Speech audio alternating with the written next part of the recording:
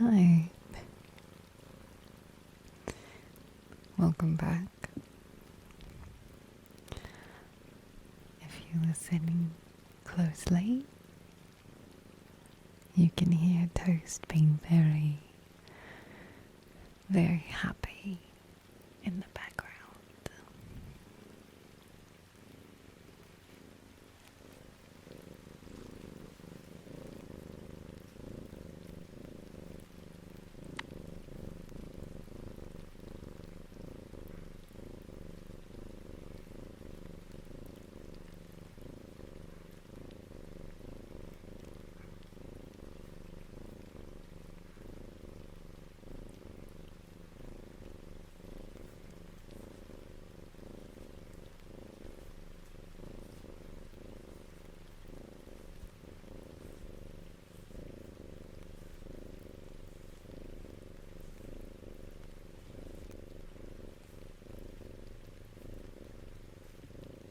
Okay. Come on, Toast. We've got things to talk about tonight.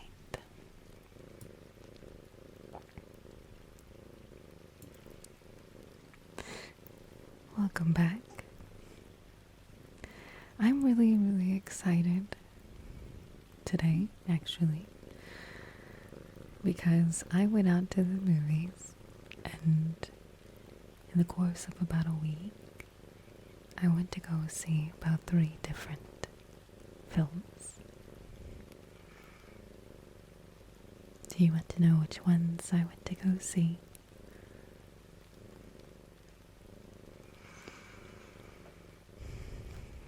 Well, it seems like this year might be the year for horror. Thankfully. God, it has been far too long. There's been so many horror films in the past many, many years that have just been god awful, and I feel completely scammed. Now, I don't want to get your hopes up, because the movies I saw did come with their own issues. I will warn you that I'm going to only do a mild spoiler-free review, because this is my safe space today, and I want to talk about these movies. I haven't been able to talk about them on stream because I didn't want to spoil anyone, so hopefully this is my place that I get to talk all about it, because if you see the title, then maybe you'll know to click or to not click, so that you can avoid spoilers altogether. So, I don't know if you know this, because I know that some of you might be really coming here to the channel for ASMR. So, let me tell you something important about me. I love horror.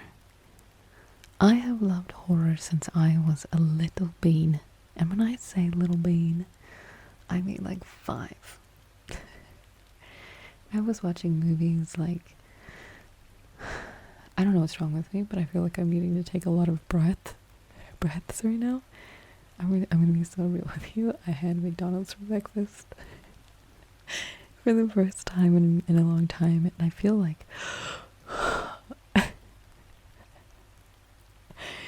I've been exercising so much lately and eating so healthy. I feel that when I let myself eat something quite bad, my body feels like I'm attacking it. Anyway, sorry. Man, I miss talking to you guys. The stories were fun, but it's fun just saying what's on my mind as it comes.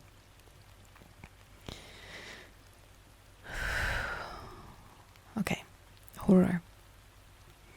When I was a kid, I watched things like Nightmare on Elm Street and Chucky and Pet Sematary, Halloween, and, all those sorts of films. Hellraiser, I loved them. I don't know if some of you oldies out there like me know or remember, but Blockbuster had this time where you could get a card and you could come in during the summer and you could rent out one movie at a time, but when you were done, you could go in and swap it as many times as you wanted for something else. And I did that. I'd go to the horror section of Blockbuster, I'd finish a film, I'd run back to Blockbuster, and I'd pick out the next one. And there was a point in time where I did that in the horror section, but I didn't pick and choose. I just went by row. And I would watch everything, which is why I miss Blockbuster. With streaming sites, you get so many options and so many opportunities to watch new things, but there's something about having so much at your fingertips that there seems like there's nothing at all. But when you're physically standing in front of all of those boxes, and you are seeing the front covers of what it could and could not represent in a film, it grabs your attention just enough to where you don't need to question. You pick it up, you pay, and you go home. And I miss that.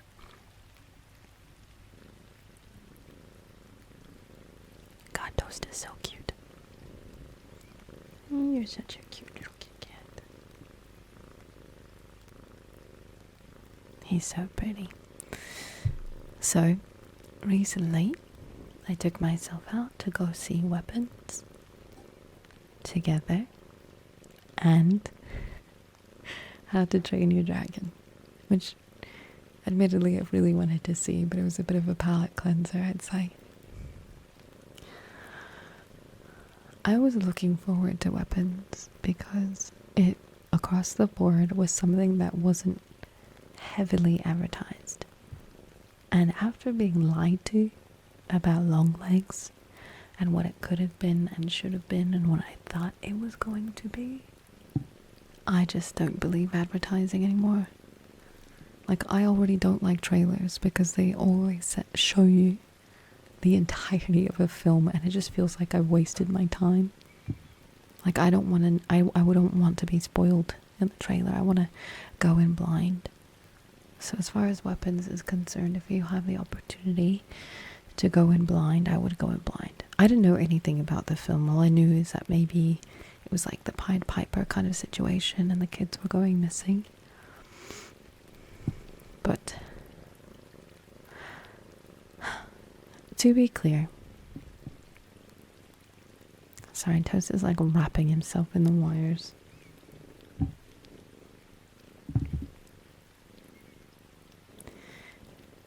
To be clear, I think 90% of the film was great. The cinematography was by far the strongest part of the film, and one of the strongest cinematography in a film I've seen in a very, very long time. I loved it. The film is told through the perspective of several characters, and they've done a very, very excellent job of changing up the cinematography completely per character to almost evoke different emotions and personalities through that specifically. And I think they did a wonderful job. Even from like the mood, the setting, the light setup. Okay, no, you have to go, Toast. Excuse me. Goodbye. The cinematography was good. The sound design was great, I think, because usually in horror films, they make use of silence to loud sound. And to be completely honest with you, I hate that. I hate it. I'm tired. I'm tired of knowing that when silence comes, the loud jump scare follows quickly. And I'm in the theaters and I brace myself. And I'm so busy bracing myself for that loud jump scare that I don't pay attention to anything else that's going on, and I miss it. I don't want to be jump scared. It's fun in the moment, and that's my job, and I know I stream horror games, but I want to be in the story. I want to be immersed. I want to live in it. I want to be on the edge of my seat. I want to be grasping the chair. I want to be leaning in forward bored. I want to be shocked. I want my hand to be over my mouth. I want to be confused.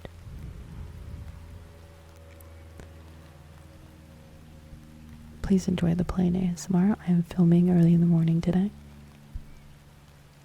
I hope that's okay.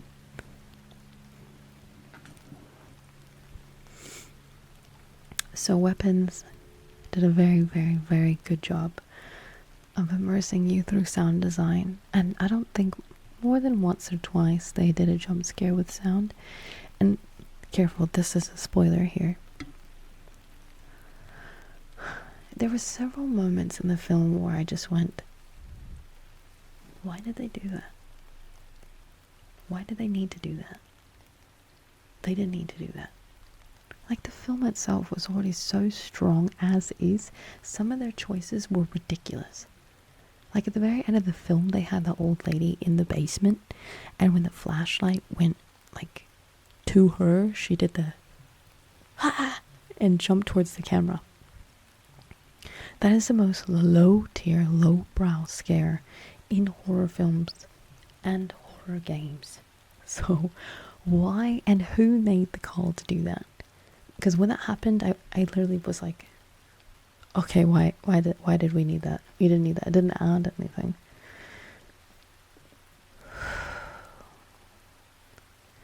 And then the last 10 minutes of the film were drenched for me in confusion. Did the last 10 minutes ruin the rest of the film? No. But it made me feel like I disliked the film a little bit. Do I still like it? Yes. But the film had you at the edge of your seat and confused and going back and forth and what exactly was going on. Were they going to explain the children disappearing? Were they going to explain why the old lady needed the children? Were they going to explain how the children were deteriorating over time? What about the children were being used for the old lady to get some of her life force back? What was it? All of these questions were never answered in the film. And then at the end, the main child, the main character, one of the main characters, sends all of the children to attack the old woman. And it turns into a comedy skit. They chase her down several houses, several neighborhoods. They get to her, they jump her, they rip her body open. That's it. But while the old woman is being chased, it's so forcefully comedic, it's confusing. She has her hands in the air and she's screaming, but not in a scream, a cartoonish scream going, I thought I was in a different film. I didn't know where I was anymore. And the film was so good. And I was on my seat, the edge of my seat, leaned in for so long, because as the movie's wrapping up and the action is piling in, you're like, are they going to make it? Are they going to die? Is everyone going to wake up? What's happening? Is the main teacher, is she going to be okay? Like, what's going on? Are we going to get the answers we've been waiting for the whole film? And we don't. We get no answers. None. We get pulled through this entire film only to be left at the train station with nowhere to go. And the train never arrives. Metaphorically, of course. I don't understand. Why did we need the last 10 minutes of a really good film that was so good from beginning, middle to almost end, to end in a comedy skit? And then the movie ends. And I can't tell if I like the film or if I'm so lost in the ending being so bad that I don't like the film. And I don't know how to feel about it. And I don't want to say anything online because I don't want to spoil anything. But then as the days progress, everyone across the board, everyone online is so knees deep in this being the most phenomenal thing that they've ever seen. It almost makes me feel like, have you all ever seen a horror film in your life? It's like everyone and anyone who was never interested in horror to begin with saw this film and thought it was the best thing in the entire planet. Now, mind you, let me rephrase or reassure you, were the last 10 minutes not the last 10 minutes, I would say this is the best horror film of 2025, maybe even 2024. It has been a very long time since I've seen a horror film that fantastic. And I think that Sinners was phenomenal. I loved Sinners. I would watch it again and again and again, but there was something about Sinners that I didn't think should be horror film of the year. I don't know what it is. I couldn't tell you because it was a good film from beginning to end. I think it's because it really lacked a deeper concept beyond vampires, even though everything was good. Weapons had a wonderful story, a wonderful concept, a wonderful idea, but it didn't tie up any loose ends. And now you could argue, well, Lena, sometimes a horror film is quite good when questions are left unanswered. That's fine, but there were too many. There were too many questions left unanswered. Things that did not make sense. And that's fine, you can leave them unanswered, but don't you dare end the film in a comedy skit on top of not answering any of my questions. Pick one. So for that, ladies and gentlemen, and all the things in between, I think Weapons was an 8 out of 10. And it could have been a 9.5. How do more people not question the ending? So many people online were like, oh, bravo. That ending was just so funny. Perfectly comedy gold timed. Fantastic. I just didn't think so. I just didn't, and I won't apologize for that, but the rest of the film was great. I really liked it. So that brings us to Together. I saw Together last night, and let me tell you, I thoroughly enjoyed Together. So listener, if you are listening to my words, if you are in bed, if you are cooking, you are cleaning, you are playing games, you are listening to me in the background while you are doing other tasks, stop. Stop for a moment and go find out how and when you can watch Together. I promise you will thank me. Now, did Together suffer from a very similar bad ending? Yes. But the bad ending didn't happen until the last 10 seconds. Now here I'm about to say some spoilers, so if you'd like to see Together without being spoiled, I'd say stop right here and come back to this after you've watched it, or skip altogether, okay? Together, from mostly beginning to end, fantastic. This story was so perfectly wrapped, at least 70% to 80%. Were there questions left unanswered? Absolutely. Some things didn't really quite make sense, but the main precipice of the story was perfectly answered and perfectly explained and wrapped it perfectly as an ending. This film was, the main actors and actresses was James Franco and his IRL wife. And you can tell they're kind of on the rocks a bit. They're miscommunicating, they love each other, but there's hesitation. You can tell that they're in love, but they're not madly in love, and they're trying to figure things out. And they buy a home together, and they're in two different places in their life, but they are forcing something to work that maybe just isn't working. The entirety of the film is, wouldn't it be easier to separate now so that things aren't more difficult later. They go hiking and they fall into this pit, which seems like the remains of like an old chapel, maybe even a cult. Then they stay overnight because it's raining and they're waiting for the sun to come out so that they can crawl out without struggling through the rain.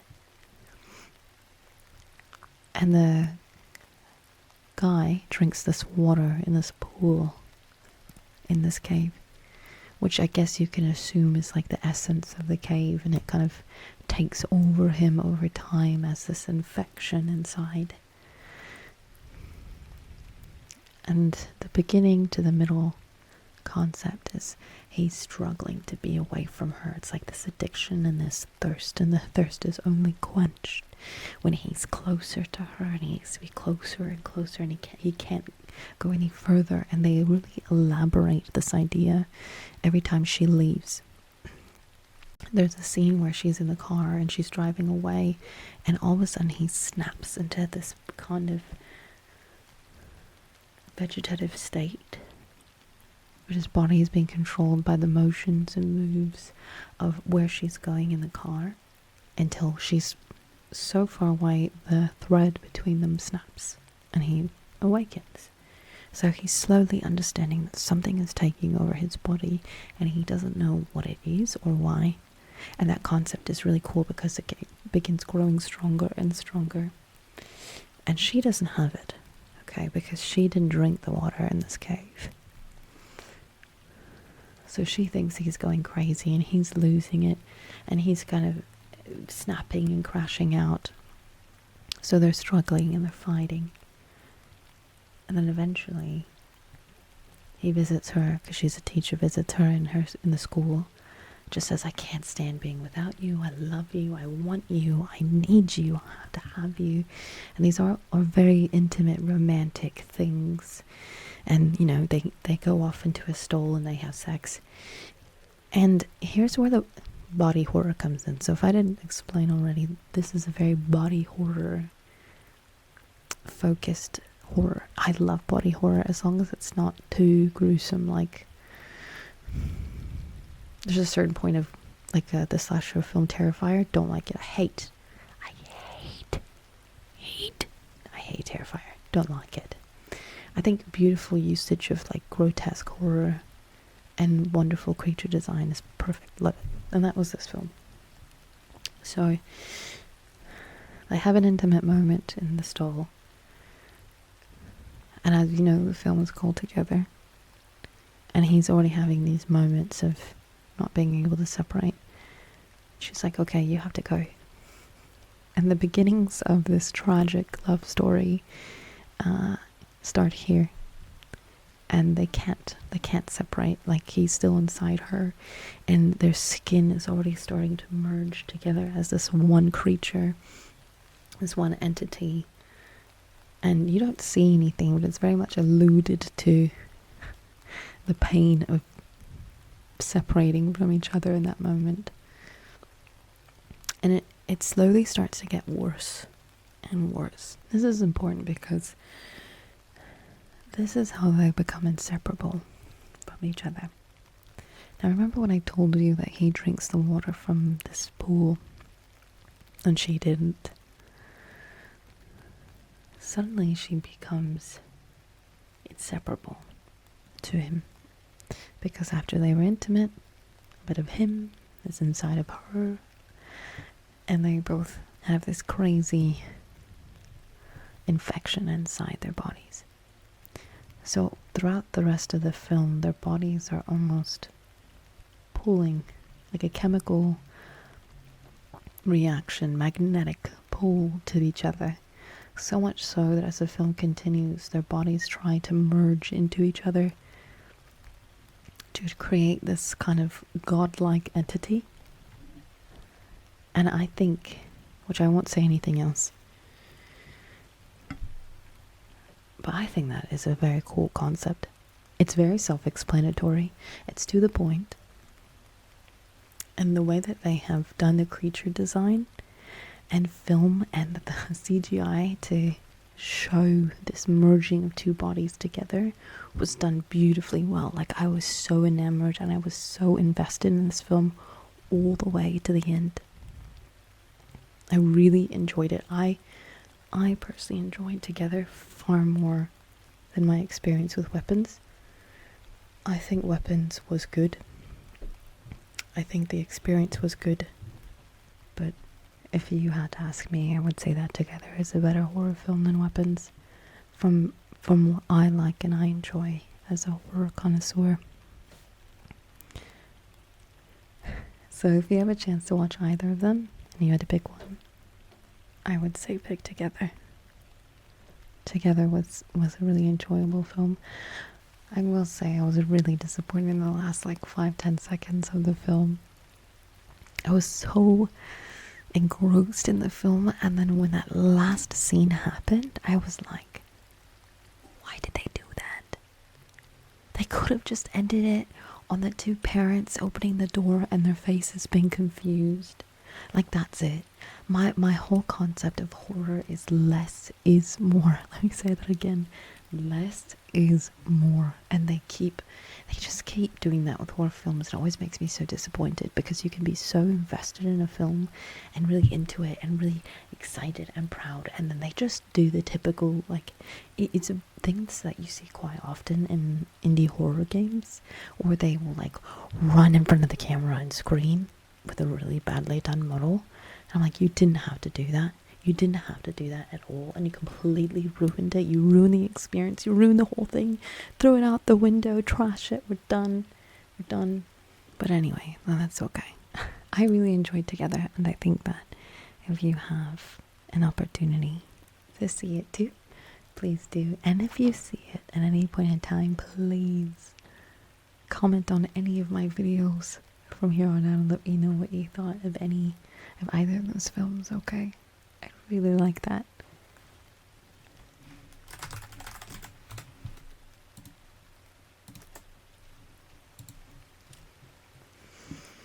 Now, the last one that I won't talk too much about, but I just wanted to mention, just in case that none of those films were for you, I went to go see How to Train Your Dragon. I will preface this with, I already really like How to Train Your Dragon. I like dragon anything. I like 3D dragons. I like dinosaurs. I like fantasy. I like all of that. I love it. So already a huge fan, but I heard nothing but good things about How to Train Your Dragon, so I needed a bit of a palate cleanser. And thank God. Because from beginning to middle to end, How to Train Your Dragon was a 10 out of 10. I loved it. I was so in love with every part of the film. The acting was good. The action was good. I even laughed out loud during the film at the big tubby guy that's a New Zealander. He was in the background going, yay! There's a moment, I don't remember what it was, but if you see it, you'll think of me. I laughed out loud and I covered my mouth because it was just such a cute little moment. The acting was phenomenal, and all of the actors really played their characters so well. The character development was great. The dragons looked phenomenal. The carrying of the story was fantastic. Toothless was so well done, and I know that everything was pretty much like a one-to-one from the animated film. And some people might be like, we didn't need it, we already have the animated film and it's already just as good. But I think when you make something real, like a live action, and it's actually good, it's good because it makes you feel like you could be a part of that world. Like when you watch How to Train Your Dragon in 3D, you're like, that was a 3D film. But when you see dragons in a realistic setting, in a real world, it feels fun and interesting because it feels like that place could be real. And I'm getting a moment to see that part that I might ever see again. You're launched into this world for just a moment until the film is done, and I really enjoy that. So, gosh, and the big final, like, beehive dragon, like the queen, was done phenomenally well. So I highly recommend that if you're wanting to go see a film, I would go see How to Train Your Dragon. Like, maybe even more than Weapons and Together, because that film was so good. I really, really liked it. So if you have kids, or it's just you and you're alone, or your girlfriend or boyfriend or wife or husband or whatever, friends, go see that film. It was a great time. Like, hands down, I would go see it again even, honestly. It was a good month for films. And today, the new Alien show comes out. So I hope that tomorrow on my stream, please don't miss it, I'll be catching you up with what I think about the new Alien show. And if you want to hear my thoughts on it, I will probably cover it in the next video coming on Friday. So, yeah. Thank you very much for listening to this video. I really hope that you had a wonderful weekend. But now is the start to another wonderful week. If you're struggling, that's okay. Sometimes life is going to be a little bit shit. And we have to struggle so that when the good times are here, we're more appreciative of them. So maybe kick back when you have some time and watch yourself a movie. Get lost a little bit. Tell me what you think and what you watched, okay? Have a good rest of your week. And I will see you on Friday. Good night, everyone. Take it easy.